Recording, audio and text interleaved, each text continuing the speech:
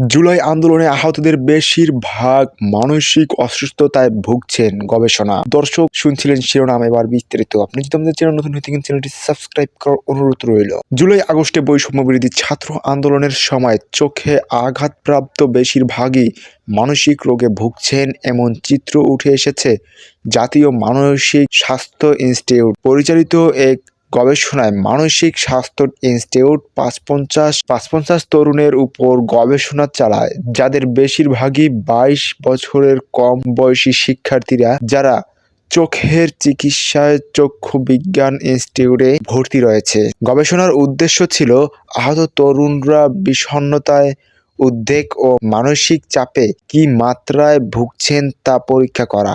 গবেষণা দেখা যায়, আহতদের মধ্যে প্রায় ৭৫% হালকা থেকে গুরুতর বিষণ্ণতায় ভুগছেন এবং তাদের মধ্যে ২৫% অবস্থা অন্তত গুরুতর স্তরে পৌঁছেছে।